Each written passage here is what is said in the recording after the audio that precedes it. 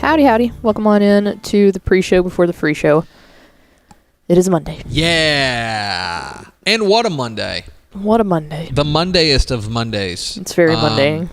How was your end of daylight savings time? It was fine. I worked all day. Okay.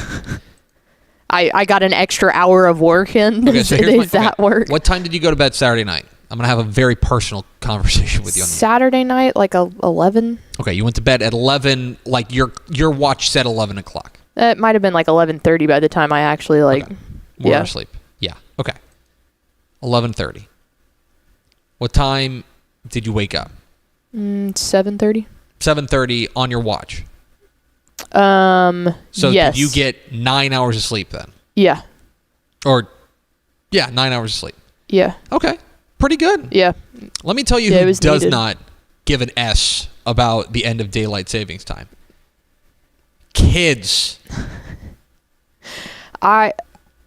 You're going to hate when I say this, but it's true. Pets do not understand daylight savings time either, so when they get fed on the dot every single day and then they don't get fed, Ava was yapping.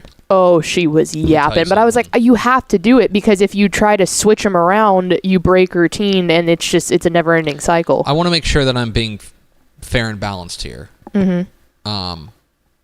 So it was both of our kids, but especially one whose name starts with an M and rhymes with Rax, who was a psychopath yesterday. I mean, I get it. Like, he's always kind of a psychopath, though. You're 2.5, right?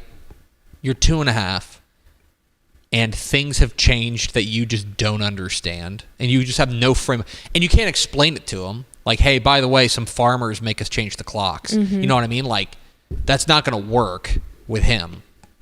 But, like, we got to, like, 3 o'clock yesterday. He didn't take a nap, which didn't help. We got to, like, 3 o'clock yesterday, and he was just, like, all over the place. Just could not hold himself together.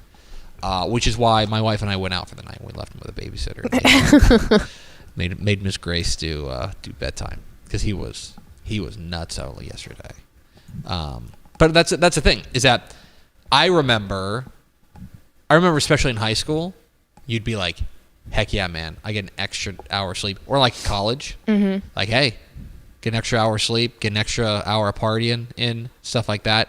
Would you do the calculus in your head when you were in your party days of like, yeah, it's 1 a.m. and I'm out, but like actually it's really only midnight. Yeah. You know what I mean? Like, because you're going to set the clocks back. I definitely would do that too. Like, be like, oh, no, it's not that bad. It's not that late. In fact, I got plenty more in the tank. Yeah, as much as like the day of spring forward stinks, I would way rather live in the spring forward hours, because and I told this to Mallory when we were leaving the gym this morning. I said, because we left and it was light outside, and it was like, well, that hasn't been the case in a long time. And I told her, I was like, it was weird last night, but I was also home, and so I wasn't thinking about it. I was like, when we leave the office at 5 whatever today, I was like, it's going to be pitch black outside. We will leave this office, and I guarantee you it'll be pretty stinking dark. So, can I tell you something? Mm-hmm. So, here's a spoiler alert for those. And we've telegraphed it, but Step will not be on Tep and Step this week. Mm-hmm. Instead, it's me. Ashley Pickle's going to be filling in, so we're going to be recording that later. So, we record it. Usually, we get going like 3:30 or 4 is usually when we get going. We'll see when we get going. Do you know what time the sun is going to set in Louisville tonight? I mean, my guess is going to be what, like 5:15? 5:33 is sunset in Louisville tonight. Like, we're gonna be leaving. It's gonna be pitch black. Yeah, that's wild. Yeah. I hate that. I absolutely hate that. Like, golf, it's done. It's done for the year. You can't go golfing anymore because you don't have time after work. That's stupid. Not that I've been golfing in a long time, but I like the idea of being able to go. You like the idea of that being available. Yeah, I don't have 2 ounces of free time in my life right now. So, like, but the idea. Yeah, no, I get that. Seasonal depression. Anyway, it's here. It is, but at the same time, it is Thanksgiving season. Yeah. Hit the theme expo.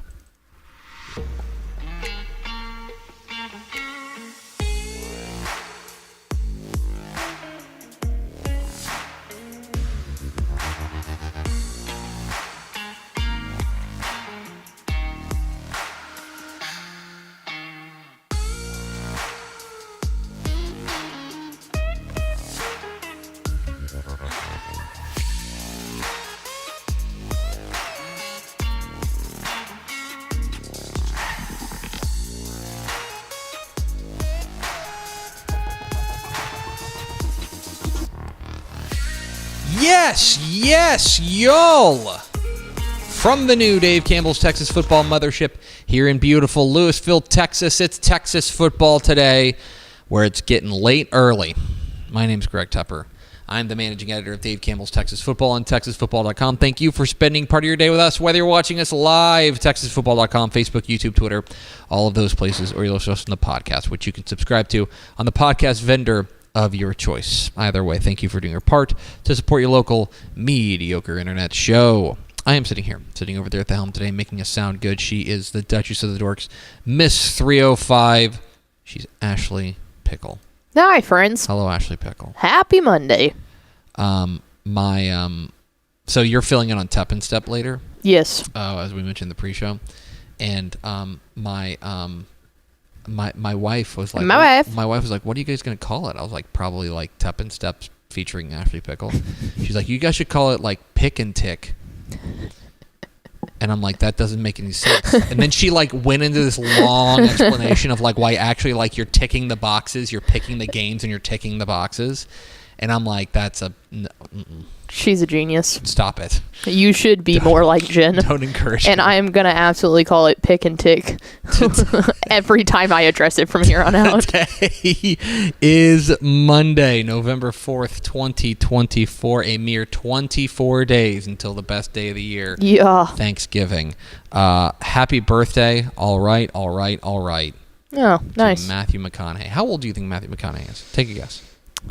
Oh, 57. Good guess. 55. Ooh. 55. It's pretty close. Matthew McConaughey turns today. He's the same age as my dad. Yeah. I mean, I honestly can't tell them apart. That means that he was born in 69. Nice. It's episode 1812? 13. Oh, close. On today's show, folks, it's unlucky episode 1813. Uh-oh. It's not a Friday, though, so that Great helps. point. On today's show, folks, it's got Monday Morning Fallout. We're going to overreact to the football weekend, the penultimate week of the regular season in Texas high school football. A lot to overreact to.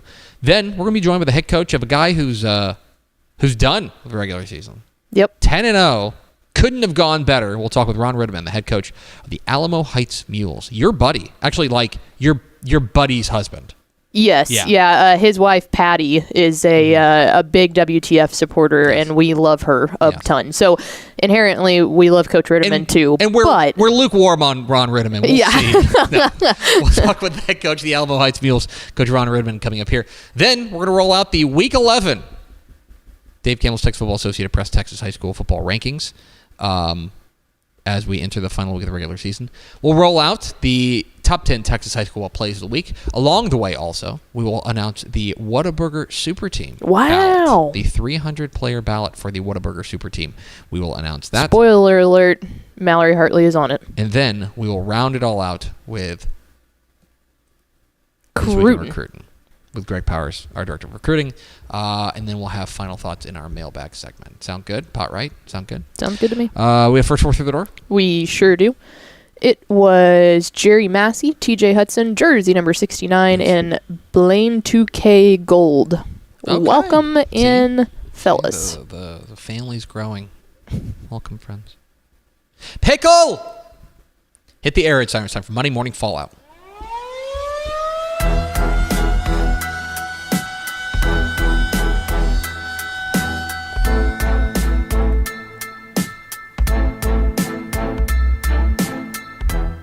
Monday Morning Fallout, when we overreact to the football weekend, and boy, is there a lot to overreact to this week after the penultimate week of the Texas high school regular season. I like the word penultimate, as you may have noticed.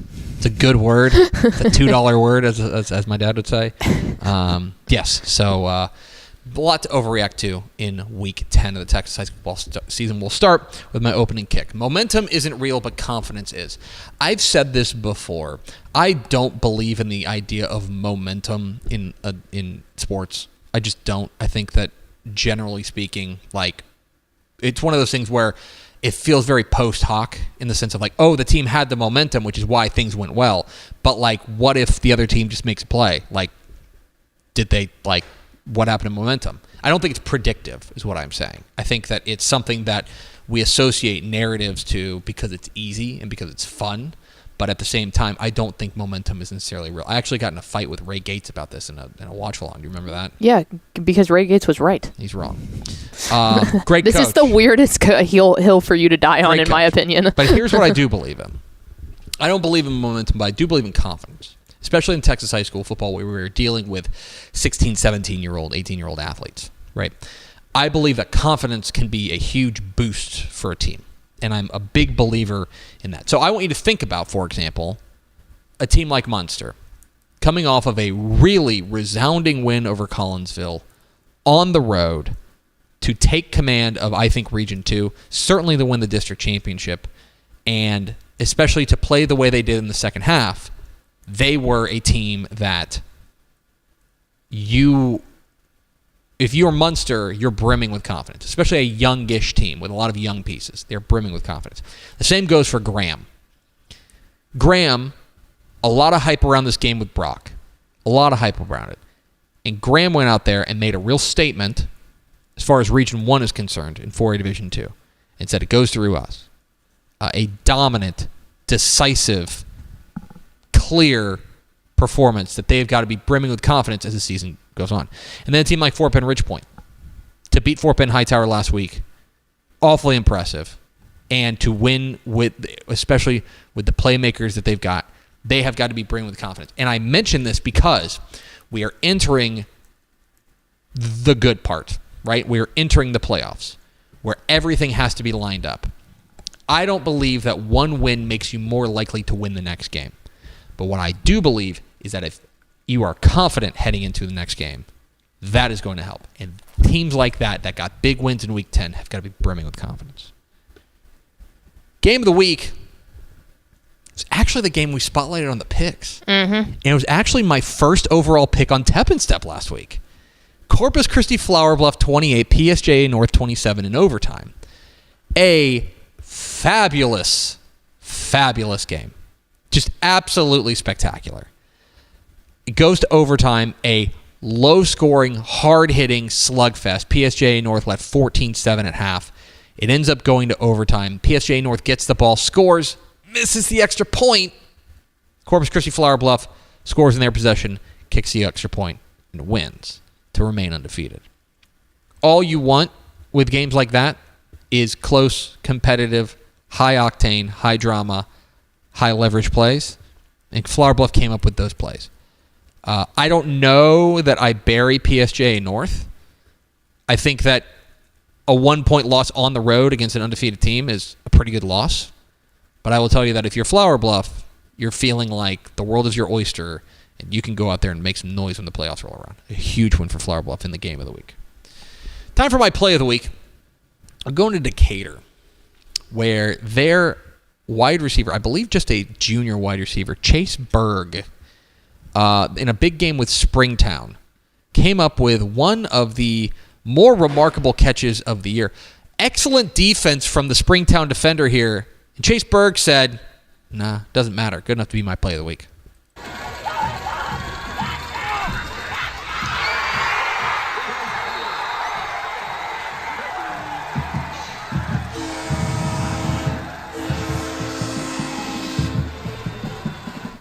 A spectacular catch from Chase Berg, reaching over the defender. Yeah, that was wild. Grabbing it, and then having the strength to then pull it back into him. As you fall on your back. As you fall on your rear end. A wild play. Again, great defense by the Springtown defender, but Chase Berg, too strong there. Fantastic play. Good enough to be my play of the week. Time for the Dudes Rock Dude of the Week. This week's Dudes Rock Dude of the Week, the dude who duded the hardest. Hashtag Dudes Rock. I don't like duded. I I don't think that's a good term. Is Mart quarterback DJ Rhodes. We haven't talked a ton about Mart, and I think part of it is when they get into district play, right? When they get into district play, they're like, okay, well, yeah. We also anticipate that we'll heavily talk about Mart for anywhere from 4 to 6 weeks after the conclusion of the season. You're exactly right. Like, Mart is going to get their shine. We just haven't talked about them. But last week, in their win over Frost, 72-8, I don't think you could ask much more of their QB1, DJ Rhodes. He goes 17 of 24, 298 yards, 3 touchdowns passing, carried the ball 11 times for 181 yards and a touchdown on the ground. Pretty good. You know, we don't talk about Mart, I think because they're kind of a known commodity. But DJ Rhodes, the name you need to know, the quarterback for Mart. He is our Dudes Rock Dude of the Week. #Dudes Rock. Time for the NFL Minute. My mom, our chief NFL insider, is still in Italy. That rocks so hard. She's in Verona. Oh, nice. But she took time out of her busy schedule, eating pasta and drinking wine and seeing things, to file this report in the NFL Minute. Hi, this is Tep Mom reporting the NFL Minute for this week. I am highlighting the New York Jets' surprising win over the Texans on Thursday night. These New York Jets played Texas high school football. Thomas Monstad went to Pearland High School. Anthony Hines went to Plano East High School. Sam Equivon went to Garland Lakeview Centennial. Michael Clements went to Saxe High School. Xavier Newman went to DeSoto High School. Xavier Gibson went to Woodrow Wilson High School in Dallas. Solomon Thomas went to Coppell High School. Cowboy fight never dies. And finally, Garrett Wilson, who was the hero of that game with so many receptions, went to Lake Travis High School. That's it from Verona, Italy. We'll see you later. Bye. Thanks, Mom. The NFL Minute with our chief NFL insider, my mom. She never misses. She never misses. She is up to date. Like, you should see her like Central Command when she's watching all these games and just like the notes she's taking. The fact that she was able to make Central Command mobile is the most impressive thing, because it's a lot of technology. She doesn't sleep. No, she doesn't sleep. Grind. She stays grinding, and we appreciate her courage of the NFL Minute. Stock up, Prairie Lee. This is probably the first time we've ever mentioned the Indians of Prairie Lee on this 1,813th episode of Texas Football Today, and I'll tell you why. Pickle, Prairie Lee defeated Runge on Friday night by the score of 52-6. Okay? Mm-hmm. I know that was a game you were keeping very close tabs on. Yeah, I was basically pulling a Tep Mom control system on that one. Yeah. What if I were to tell you that by virtue of beating Runge, the Prairie Lee Indians clinched a playoff spot? Okay. Good for them, right? Yeah. What if I were to tell you that it's the first time they've clinched a playoff spot since 1944? Holy cow. The state's all-time longest playoff drought is over. Let's go. The Prairie Lee Indians are heading to the playoffs with their win over Runge.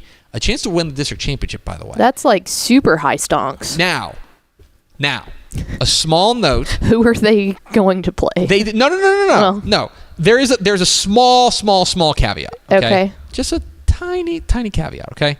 Prairie Lee did not field a team between 1960 and 2001. Oh. Hey.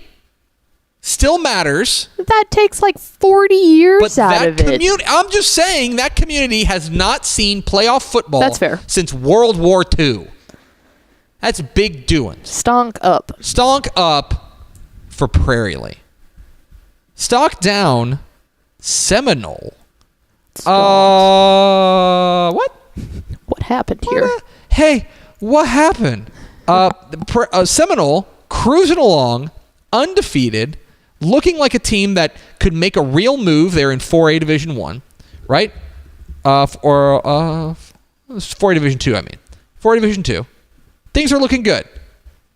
They run into a district contest with Midland Greenwood. Now, Midland Greenwood's a good team. I want to be clear. Midland Greenwood now 8-1 on the year.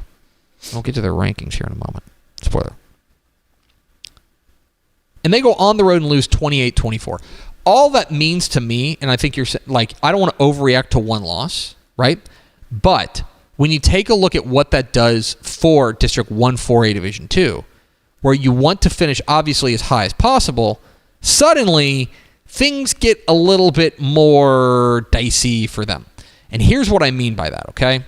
When you take a look at that, in District 1-4A Division 2, they could be looking at, I want to make sure I get this right, they could be looking at a second-round matchup now with the aforementioned Graham Steers.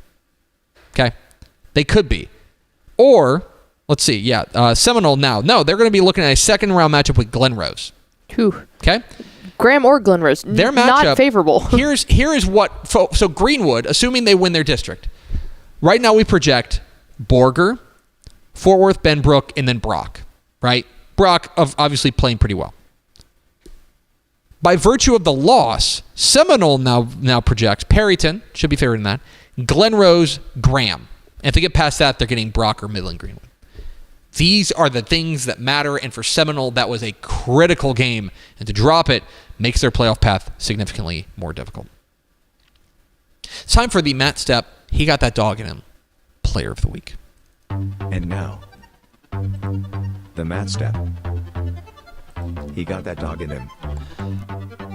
Player of the Week. Hey y'all, Matt Stepp, Dave Campbell's Texas Football. Here, sitting on my plane in Toronto where I just landed. But I'm here to bring you the Week 10, Matt Stepp. He got that dog in the week. And the winner of the Week 10, Matt Stepp, he got that dog in the award, is none other than West Mesquite athlete Greg Gibson II. In Friday night's 20-13 win over the Carrollton Union Smith, Greg caught an 82-yard touchdown pass, picked off not one but two passes, and also blocked a field goal as the Wranglers clinched the district championship. Congrats, Greg. You, sir, have got that dog in you. This has been the Matt Stepp, he got that dog in him Player of the Week. Could you speak up, Matt? I can't. That man has no shame of letting people know who's got that dog in him. He's sitting there on the plane, trying to like quietly be like, Congratulations, you sir have Greg got Gibson. that dog in you. You sir have got that dog in you. This man doesn't stop grinding. Doesn't stop grinding. Final shot, unwrapping the present. I've said this before, I am as unoriginal as they come. If you steal from me, you're stealing twice. And I stole that from somebody. One of the phrases that I love that our friend Craig Way uses, we'll talk to him on Thursday, is that he loves week 11 of the Texas high school football season. Obviously, a lot of moving parts, district championships, playoff spots hanging in the balance. But what I love about it, and the phrase he uses, is that you're unwrapping the present. Is that the Texas high school football playoff brackets then get set, and we open it up and say, here we go. This is what we've been waiting for all year. I love that. We are into week 11. This is the final week of the regular season. There are, by my count, at least 25 true playoff games this week. Games where if you win, you clinch a playoff spot outright, and if you lose, the season's over. We will unwrap the present this week, and specifically, we will unwrap the present on Saturday night on the Dave Campbell's Texas Football Tonight playoff bracket reveal show live, wherever you're watching this show, Saturday, November 9th, starting at 10:30 p.m. We will have an all-star cast to reveal every UIL Texas high school football playoff bracket live. Texan Live, Facebook, YouTube, Twitter. You can watch it all over the place. Make sure you come hang out with us Saturday night as we unwrap the present in the playoff bracket reveal show here from the Dave Campbell's Texas Football Studio. That's my final shot. That's Monday Morning Fallout. We are Texas Football Today. We're here Mondays and Thursdays on TexasFootball.com, talking football in the Lone Star State. You can follow us on Twitter at DCTF, like us on Facebook, Facebook.com/Dave Campbell's.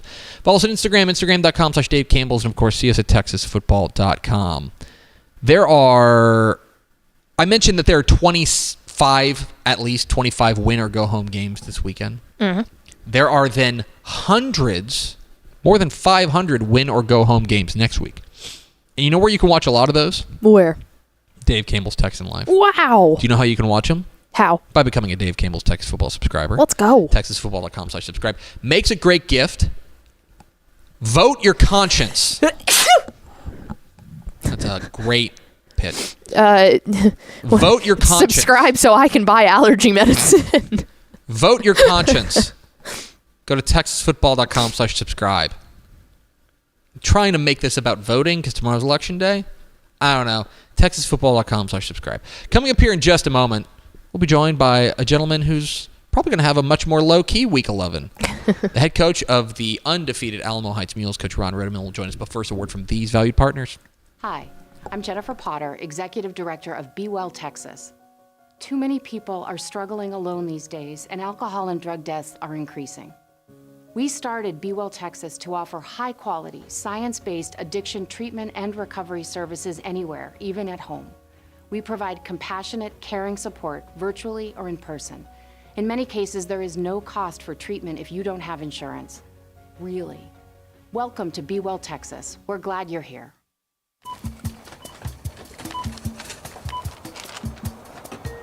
30-yard line, the 20, the 10, touchdown!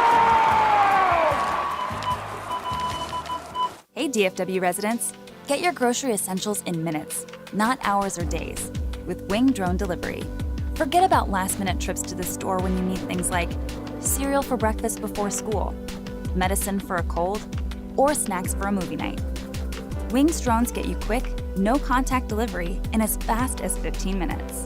Say goodbye to last-minute grocery runs and say hello to more of your valuable time. Sign up today. Back here on Texas Football Today, I'm Greg, that's Ashley. And Pickle, let's go to the hotline. And let's go down to San Antonio, Greater San Antonio, to Alamo Heights. Talk with the head coach of the undefeated state-ranked Alamo Heights Mules. We're joined by Coach Ron Rittimann. Coach, how are you? All good. It's a great day to be a mule. I will say so, and there have been a lot of great days to be a mule lately. You guys are 10-0. You're off in Week 11. You've polished off the regular season. This is the third, or the fourth consecutive year where you guys have won at least 10 games. It's the third undefeated regular season that you guys have had in the last 4 seasons. 46 wins and counting in the last 4 seasons. I think there are some people from the outside who might look at all these teams and say, these are all good teams, and that's true. What about this particular team, this 2024 team, stands out to you? Well, I think one is they understood the process of setting the bar week 1 and just working hard to get better each week. We played a very competitive schedule, and we had to. We didn't have another choice. And the maturity of this group, the experience, a lot of these guys have played a lot of those games over the last 4 years. They understand that there's always somebody out there that's a little bit bigger, faster, and stronger. And so high school football still teaches to work hard in the off season in the summer to have a chance to win those games in November and December. I want to ask you specifically about this past week where you guys go on the road to a good Kerrville-Tivy team and come away with a 39-7 victory. Considering the schedule and the gauntlet you guys had already run, 10 games in 10 weeks, going on the road to a very game Antler squad, what was your message to your guys heading into that game, knowing that, maybe the gas tank might not be as full as it was in week 1? What was your message to your guys heading into that ball game? Well, it's exactly that. I felt like we were a little bit wore down. It's been a long 12 weeks if you go back to the 2 scrimmages and 10 straight games. But the challenge that we had was we wanted to go play our best game of the year so far in all 3 phases. We wanted to be good in all 3 phases because we felt like whatever momentum we had coming out of the Kerrville game is what would carry us into the playoffs in 2 weeks, because we've never really been open week 11, so this is new to us. But I think it came at a great time. We got a few guys dinged up. We'll get them back, and our energy level will increase. And so I'm excited about the potential of this team and what it could look like in 2 weeks. Talking with Ron Rittimann, the head coach of the Alamo Heights Mules here on Texas Football Today. Get involved in the conversation in #TF Today. Coach, the offense gets a lot of the headlines here, but I take a look at your defense, playing against high-powered offenses all year long, and you guys have been able to be even better defensively from a statistical perspective this year than you guys have been even in the past couple of years. What is working for you guys on the defensive side that has you guys 10-0 right now? It's 11 guys playing team football. They really do.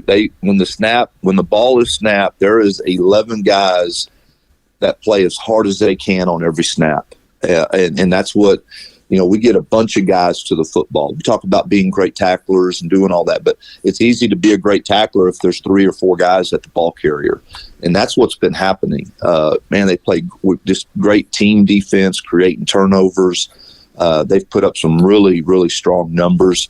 The biggest thing is in the difference is we've really played the run really well this year. I think we're giving up somewhere between 70 or 75 yards a game rushing the ball, and when you can do that, you'll always have a chance.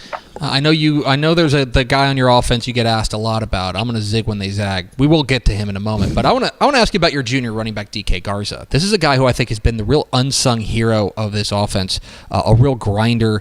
There in we all, when I think of Alamo Heights football, I think of running the dang ball, and DK Garza has in large part been the tip of the spear.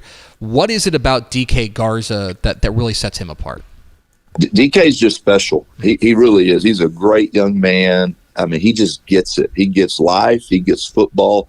He also plays basketball, runs track, and plays lacrosse. Great student, great young man, just great leader. I can talk about him all day long, but he's just very unassuming. You wouldn't pick him out as being that guy when you have a conversation with him. Very even-keeled, knows that his best football's still ahead of him. But he's just a special young man. He sees things on the field that a lot of high school football players don't see. He's got great vision, great acceleration, and he makes it look effortless. And that's what really makes it pretty cool for him. But great teammate, great team player. He's all about the team, and we're proud of him for what he's accomplished. Well, and now I'll be cliche, and I'll do every interview ever that you've done for the past couple of years and ask you about Michael Terry, who has been just so sensational for you guys, and the tapes, the highlight is jaw-dropping. We've got him ranked as the number 12 prospect in the state of Texas. But you're the guy who sees him every day in practice, and you're the guy who sees him in the locker room and in the quiet moments. What is it about Michael Terry that from in your mind makes him special?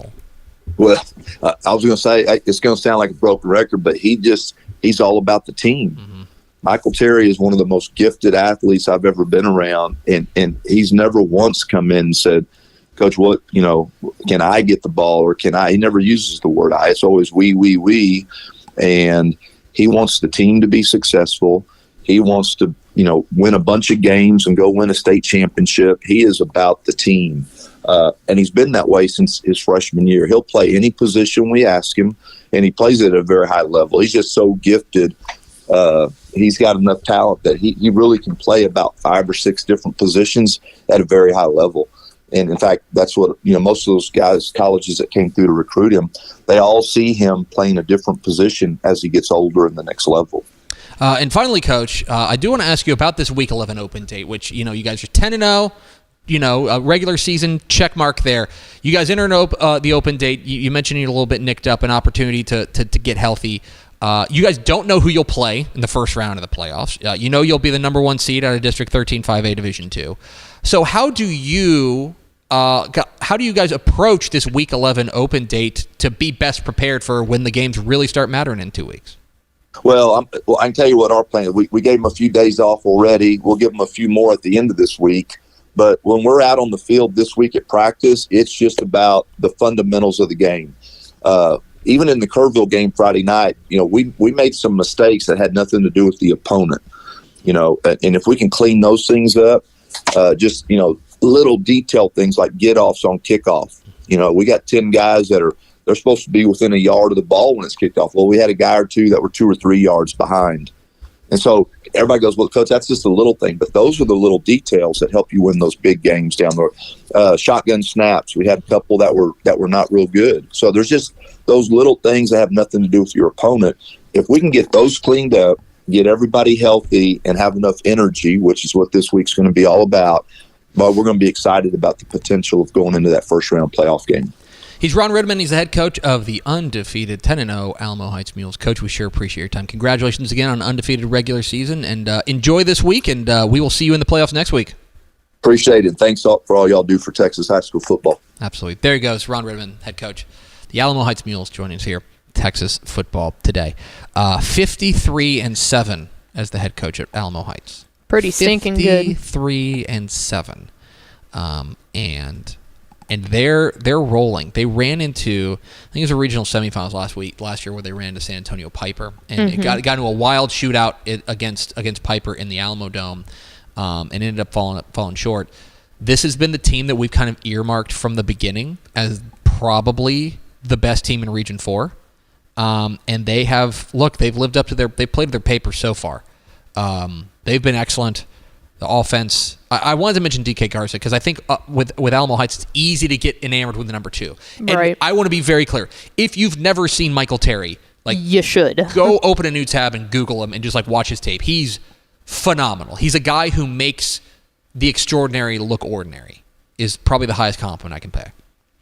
But I think DK Garza, their running back, who's been the real grinder of that offense, I think he's really a reason why they could be really special moving forward.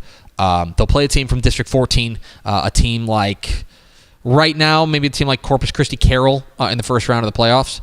But whoever they play, they're going to be a threat to make a very, very, very deep run in 5A Division 2. And we appreciate Ron Rittimann hopping on with us. We are Texas Football Today. We're here Mondays and Thursdays on TexasFootball.com, talking football in the Lone Star State. You can follow us on Twitter at DCTF, like us on Facebook, Facebook.com/Dave Campbells. Follow us on Instagram, Instagram.com/Dave Campbells, and of course, see us at TexasFootball.com. TexasFootball.com is also where you can find the latest Dave Campbell's Texas Football Associated Press Texas High School Football Rankings. That's right. The penultimate. Here we go again. DCTF Associated Press rankings are up on TexasFootball.com/rankings. After a facelift in Week 10, or the Week 10 rankings coming out of Week 9, a little more calm, but certainly a lot to talk about in this week's Dave Campbell's Texas Football Associated Press Texas High School Football rankings. Let's start off with Class 6A. In Class 6A, you'll notice at the top, not a ton of change. However, if you dig deeper, you will find that there's a little bit of movement there at the bottom. Specifically, Bridgeland moves up a spot because of Fort Penn Hightower's loss to Fort Penn Ridgepoint. They dropped from 24 or 17 all the way down to 24. Everyone kind of nudges up a spot. Bridgeland up to 17. Euless Trinity up to 18. Cibolo Steele up to 19. Prosper back into the top 20. Brennan there at 21. Shadow Creek and Vandegrift up a spot as well. Denton Geyer, number 22, crashes out of the rankings with their loss to Louisville. And into the rankings, the Hurricanes of Klein Cain knocked Tomball out of the ranks of the unbeatens with a 27-12 win to move to 8-1 on the year, good enough to grab the number 25 spot in the Dave Campbell's Texas Football Associated Press Texas High School Football 6A rankings. Top 5 remains unchanged. Duncanville, North Shore, North Crowley, South Lake Carroll, and Atascocita. Big game this week, number 2 North Shore against number 7 Summer Creek. To 5A we go. 5A Division 1, there are no changes at all. The top 10 remains entirely unchanged, including the top 5. Aledo, A&M Consolidated, Denton Ryan, Highland Park, and College Station. College Station in the barn there with a big win over Pflugerville Weiss. Come from behind win to finish the regular season 9-1. They also have the Week 11 open date. 5A Division 2 got a little bit of a shakeup here. Specifically, Nederland loses to Huntsville after their big win over Port Neches Grove. So they crash out of the rankings from number 8. P&G moves up to number 8. Iowa Colony moves up to number 9. And state ranked for the first time in program history. Folks, it's time to start paying attention to Prosper Walnut Grove. 8-1. Big winners over Melissa, an opportunity to win their first ever district championship. They are the number 10 team in Dave Campbell's Texas football. The top 5 remain unchanged. South Oak Cliff, Alamo Heights, Texas High, Argyle, and Richmond Randall, your top 5 in 5A Division 2. To 4A we go. 4A Division 1, no changes in the top 9, but down to the number 10 spot we get some changes. El Campo loses again, their second consecutive loss. They drop out of the rankings now, and in their place at number 10, the Porcupines of Springtown in the barn at 9-1 with a big win over Decatur, 41-38. They are now state ranked. Your top 5 in 4A Division 1 unchanged. Salina, Austin LBJ, Alvarado, Stephenville, and San Antonio Davenport. To 4A Division II we go, where this was probably where we got the biggest facelift. Brock got absolutely dominated by Graham. They dropped from 2 to all the way out of the poll. Seminole loses to Midland Greenwood. They drop from number 4 out of the poll. And as a result, we got a little bit of facelift. Carthage remains number 1. Sinton up to number 2. The Graham Steers up to number 3 from their spot at number 5. A big win over Brock, 38-0. Wimberley back up to number 4. Pleasant Grove now at number 5 in the rankings. West Orange Stark up to number 6. Gilmer nudges up to number 7. Belleville up a couple spots to number 8. And 2 new teams in the rankings. Hampshire Finette returns to the rankings at 8-1 with a win over Shepherd. And into the rankings, remember Waco La Vega? 6-3 are Don Hyde's Pirates. They get a big win over Waco Connolly. They are back in the rankings at number 10 in the Dave Campbell's Texas football rankings. To 3A we go. 3A Division 1. The top 6, there's nothing to see, but you're going to see some churn at the bottom. Jefferson beats Liberty Ilo 35-34 in a real heart stopper, but they win it. They remain number 6 in the rankings. As a result, Liberty Ilo drops from number 7 to number 9. Winsboro moves up a spot despite being idle. Franklin up to number 8 with their big win over Cameron Yo. Shallowater remains number 10. Top 5 remains unchanged in Malakoff, Edna, Hitchcock, Columbus, and Palestine Westwood. 3A Division 2, exactly nothing to see here. These teams went 9-0. Wall was idle. The top 5 remains unchanged. Gunner, East Bernard, Poth, New Diana, and Wall. To 2A we go. 2A Division 1, exactly nothing to see. 10-0 were these teams, including the top 5 did not surrender a point. Stanford, Refugio, Sunray, Ganado, and Hawley all pitched shutouts, as did Panhandle at number 8 and Hamilton at number 10. So unchanged there in 2A Division 1. 2A Division 2, a little bit of movement here, specifically because of Munster's win over Collinsville. That vaults the Hornets up to number 2 in the state. Very impressive. Albany nudges up to number 3. Groover in the barn undefeated at 10-0 with a win over Farwell. Collinsville drops from number 2 to number 5. And the bottom 5 remains unchanged. Stratford, Windthorst, Wink, Shiner, and Junction Mart still your number 1 team in 2A Division 2. To the 6-man ranks we go, where, let me just spoil this for you, not a whole lot to see here. Top 10 in 1A Division 1, unchanged, including the top 5. Gordon, Abbott, Whiteface, May, and Buena Vista. And 1A Division 2, the same, no changes there. Everyone was a winner with the exception of Oglesby, who was idle. Your top 5 remains unchanged. Jayton, 10-0 to finish the season. Richland Springs, Oglesby, Motley County, and Benjamin, your top 5 in 1A Division 2. And the private school ranks, same boss, new boss, same as the old boss. Top 5 in the 11-man ranks unchanged. San Antonio Holy Cross, Argyle Liberty Christian, Fort Worth All Saints, Dallas First Baptist, and Houston Kincaid. And the 6-man ranks also unblemished there. Houston Emory Weiner, Pasadena First Baptist finishes 10-0. Fredericksburg Heritage, Corpus Christi Annapolis finishes 10-0. And Wichita Christian at 9-0 with a win over Azle Christian. There it is. Your Week 11 Dave Campbell's Texas Football Associated Press Texas High School football rankings. You can find those at texasfootball.com/rankings. Programming note. Next week on this show, we will put out final rankings for the Dave Campbell's Texas Football Associated Press rankings, final regular season rankings. Then the rankings are done, and we're not going to reveal them here on the show because, respectfully, who cares?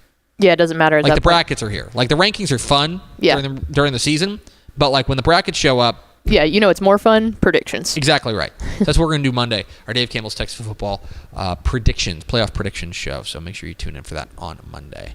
We are Texas Football Today. We're here Mondays and Thursdays on TexasFootball.com. Talking football in the Lone Star State. Follow us on all the socials, wherever you get it. All right, Pickle. I do want to tell you a little bit about our friends at Whataburger, specifically the Whataburger Super Team. So for the last 3 months, fans have been nominating players to be on the ballot for the Whataburger Super Team, the highest honor in the fan voting world as fans decide the best and brightest stars in Texas high school football at every position. This is entirely fan-generated, folks. You nominate them at texasfootball.com/whatasuperteam. We take it. We have to cull it down. We got thousands of nominations. We have to cull this down to a ballot of 300. Not easy. But we did it. We'll start rolling them out. You can see the ballot for the 2024 Whataburger Super Team. You can vote now at texasfootball.com/whatasuperteam. 40 quarterbacks, 40 running backs, 45 wide receivers and tight ends, 45 offensive linemen. And then on the defensive side, I believe it's 40 defensive linemen? Yeah, I think it's 40 defensive linemen, 40 linebackers, 45 defensive backs, and then 5 kickers and 5 punters. You can vote now at texasfootball.com/whatasuperteam for who you think should be on the 2024 Whataburger Super Team. Thanks to our friends at Whataburger for sponsoring the Whataburger What a Super Team. I maintain What a Super Team is just that's spectacular branding. Fantastic. It's outstanding branding. TexasFootball.com/whatasuperteam to vote for who you believe should be a member of the 2024 Whataburger Super Team. And by the way, if your favorite player is not on that list, maybe you forgot to nominate them, that's fine. There will be a write-in spot there, or if you want to write them in, you can vote there as well. All right, Pickle, Week 11 of the Texas high school football season is upon us, but before we get there, let's roll out the Week 10 Dave Campbell's Texan Live Top 10 Plays of the Week. Our friend Trevor Bullard was up late, and I mean that. So Saturday night, this is true. I'm sorry, we'll get to the Top 10 Plays of the Week in a moment. He was on the call for Cy Falls and Cy Fair. It's a great game, by the way. Mm-hmm. A wild game for the District 17 6A title? Is that they're 16 and 17 because both Cy Fair. But for the district title, Cy Falls wins the thriller. That ends at 12:14 Sunday morning. Insane. Texan Live After Dark. There was like a 3-hour rain delay or something like that, or weather delay. And so poor Trevor, I was watching the entire time. I watched the end of it. It ended up being a great game on Dave Campbell's Texan Live. But when he was done with that, he then went back in the lab and put together the Dave Campbell's Texan Live Top 10 Plays of the Week. Here are the expertly crafted Top 10 Plays of the Week from Week 10. Of the week. They go right back to Walker. He's coming around the right side. He's dragging Broncos all the way to the end zone. Touchdown, Jet Walker. Shad on the option, pitches it out. Now throwing, Daniel Berry. Adrian Wilson's all alone. Take a bow, Vernon Hughes. Touchdown, Wolves. 61 yards. Came into tonight's game with a 4-1 record. Don't know what they're doing at the moment. Ball fielded at the 10 by Boatman. Boatman straight up the middle he goes. And he's off to the races. One man to beat. And a touchdown! Kickoff return, 90 yards. The 7-7 tie with a touchdown. He'll get the first carry and look out for Mason Manning. Ladies and gentlemen, he's gone for a 62-yard touchdown on the first play of the second half. The announcer's mouth over here. I'll get you close. Pass played, snap pass back over the right side, breaks away from it. Westerberg, he's going to take it all the way for a touchdown. Final play of the first half, barring a penalty. Emerson, deep shot, one-on-one, reeled in, no. Touchdown, yes, Jalen Mickens, touchdown. Taylor on second and long. Blitz coming from Bastrop, picked up. Taylor pump fakes, now moves around the pocket, out to his right, fires across his body and completes it. Quentin James makes one man miss and now off to the races. Being chased from behind, but into the end zone. 52-yard touchdown. 28-yard line, 5:08 to go. Giving it off, and this is Chase Farrell. Breaking out plenty of tackles, and he cuts upfield. Chase Farrell with the play of the game. He's going to go for a 72-yard touchdown. Packer drops, looking, still looking. Coming up, gonna take it himself across the 30. Sheds a tackle all the way to the 20, inside the 10, goes in the end zone. Touchdown Panthers! Touchdown Panthers! Pitch to Thomas, a reverse, flea flicker. Sunday on the run, in trouble. Completes the pass at the 30-yard line, off to the races. That's Hubert Thomas at the 40. He's got one man to beat, and he outruns him. There it is, Dave Campbell's Texan Live Top 10 Plays of the Week, presented by our friends at Body Armor. Thanks to Trevor Bullard for staying up late on Saturday and then doing that. Putting that together, grinding. One guy who's always grinding. Greg Powers, our director of recruiting here at Dave Campbell's Texas Football. Hi, Greg. What's up? You look great in these new lights, by the way. So do you. You know what? Thanks for saying that. Greg's are shining.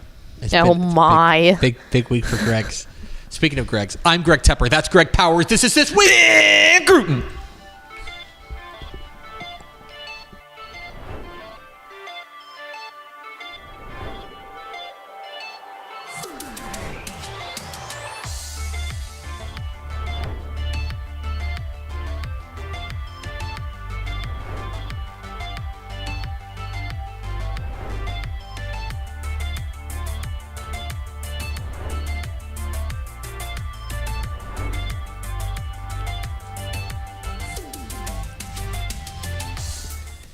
It's This Week in Recruiting with Greg Powers, our director of recruiting here at Dave Campbell's Texas Football. Follow him on Twitter at GPowersScouts. He's fine work at TexasFootball.com/recruiting. And, of course, this is brought to you by our good chicken friends at Chicken Express. Chicken Express. If I had a chicken friend, I would not eat them. But, I'm just glad that these are friends who make chicken. We had Chicken Express for the Texas Football Tonight meal on Friday. Oh, it hit so hard. I was so hungry. I hadn't eaten all day. It was like 4 p.m. I destroyed that yellow box. Do you see the look I'm giving you? Chicken Express. I missed Chicken Express night in the studio. I'm sorry. Chicken Express is I want to be clear. Chicken Express is excellent anytime. But Chicken Express when you're really famished, you're really hungry. Oh man. It's very satisfying. You know what I mean? Here's one thing I know. Okay. We have done our job now because when I go places, people ask me, did you have your Chicken Express? Yes. Chicken Express, the brand. Chicken Express is now synonymous with Texas high school football and especially Cruton. And this is a branding win. Makes me happy. This is a branding win there. Thanks to our friends at Chicken Express. It's This Week in Recruiting. Let's start with our prospect on the rise. Our prospect on the rise, we're going to Sabine out east. Let's go. Talk about their senior athlete, Colt Sparks, who aside from having just a spectacular name, picked up offers this week from Oregon State, Texas State, and Louisiana Tech. He had been committed as a PWO, preferred walk-on, at Texas Tech.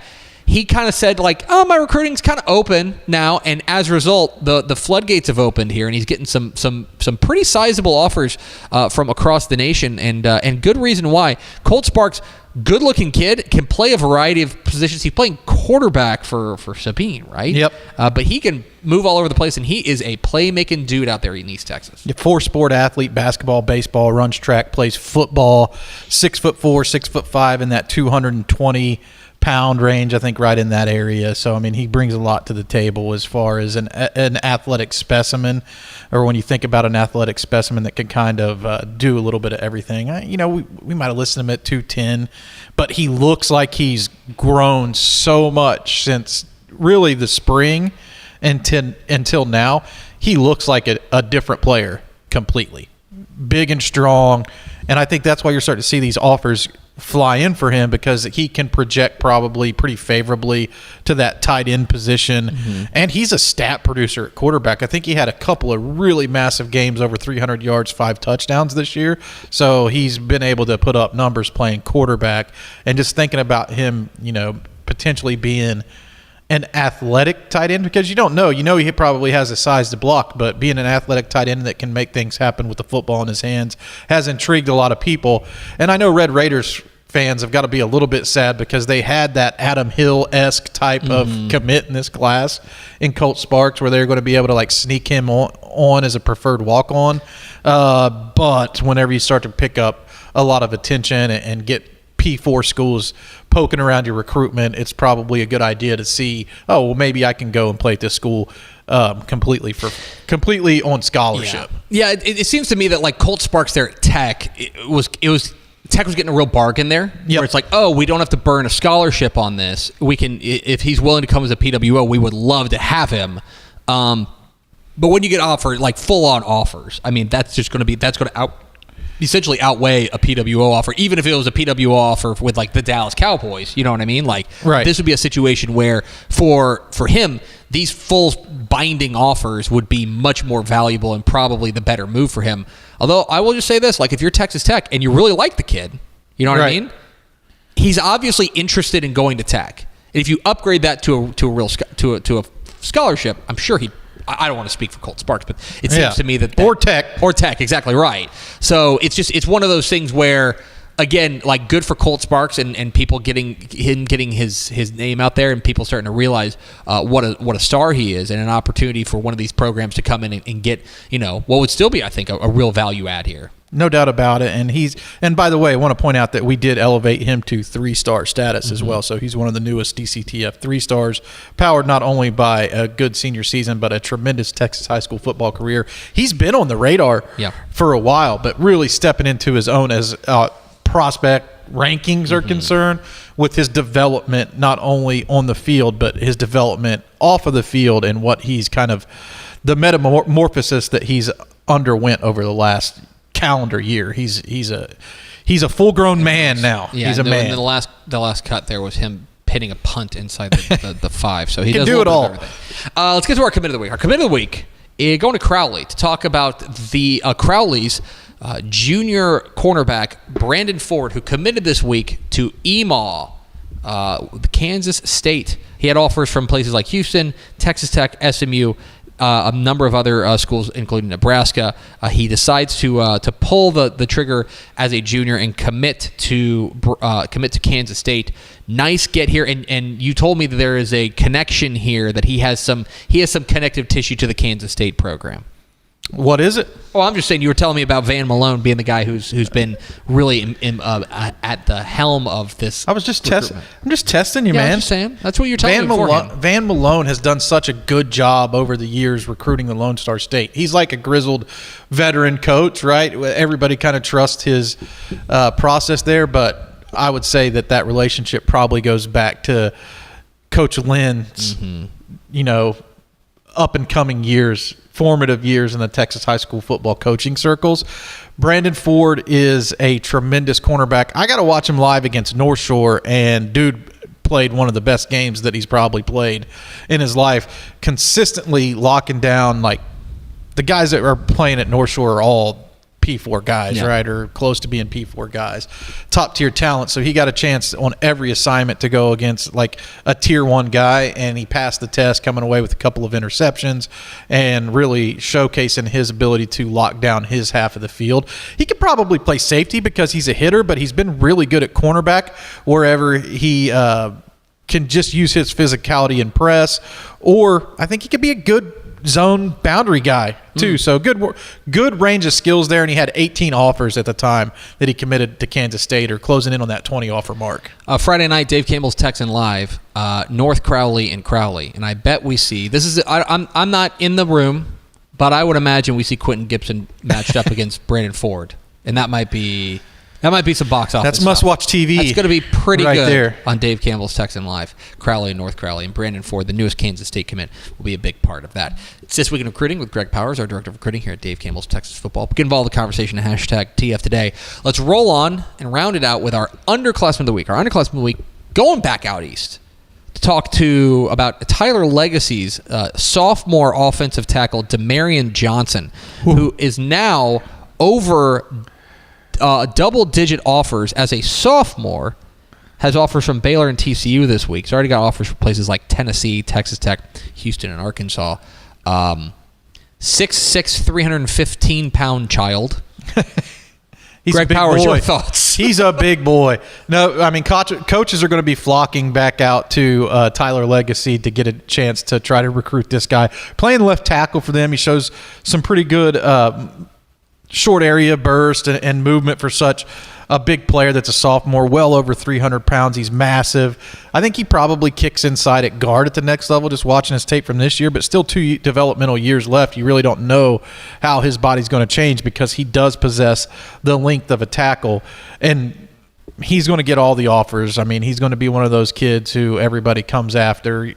East Texas is pretty good, especially Tyler, over the next couple years. You have like big Demarion Johnson out there, and you have Trey Harrelson over at Tyler, Kadarius McMiller. So there's going to be a lot of coaches, I think, out there in that area recruiting, and they should stop in and get some good barbecue while they're out there. I think so. You and I stopped at a barbecue establishment in Tyler and had a good time. It was good. It was a nice date.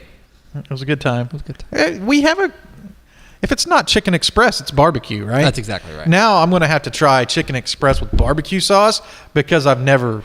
Yeah. I mean, I'm a gravy. You guys know I'm a gravy man in my heart. You're a gravy. Maybe you are a gravy man.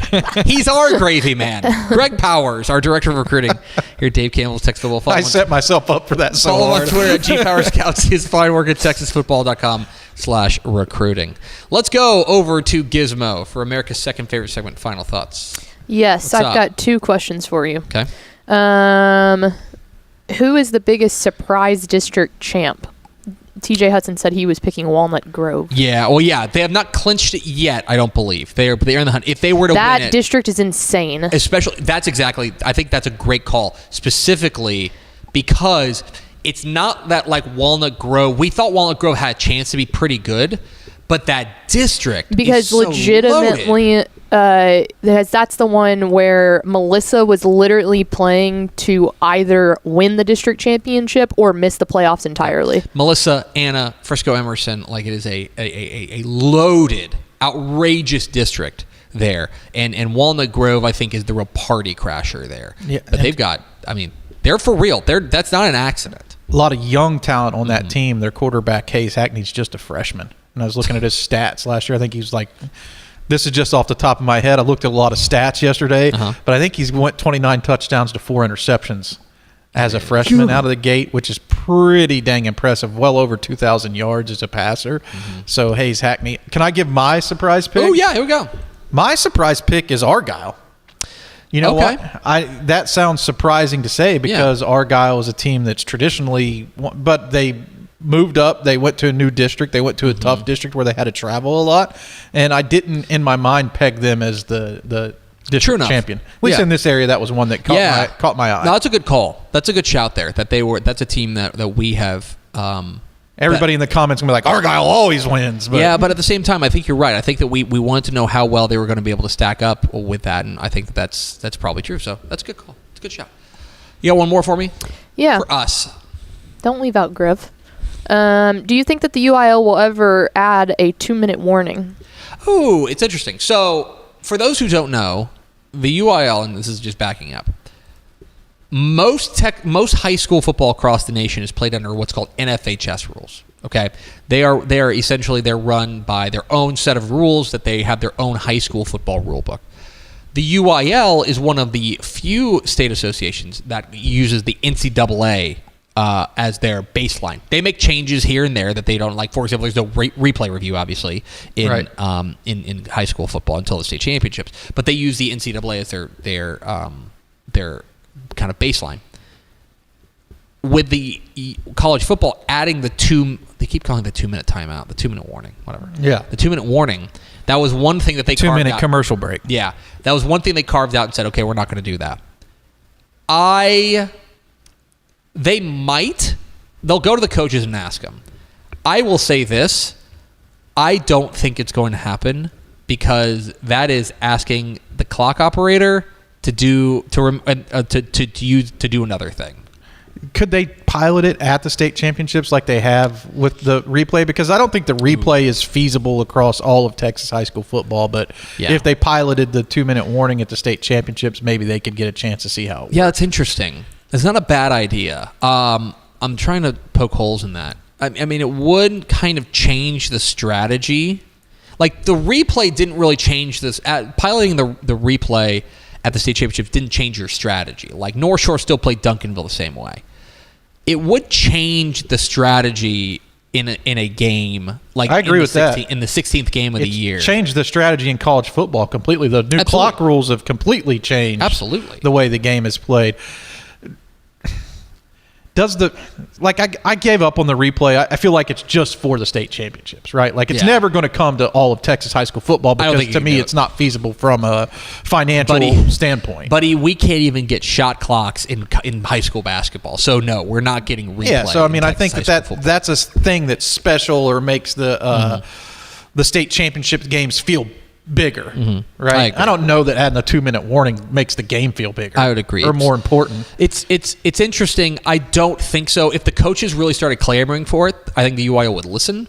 But right now, I don't feel like the coaches are going to start clamoring for it. They can pull it off for free. So if they wanted to implement it, That's true. They doesn't could cost them anything. Yeah, exactly right. Or cost any of the ISDs. Yeah, true enough. Anything else? You got anything? Yeah. Oh, that's right.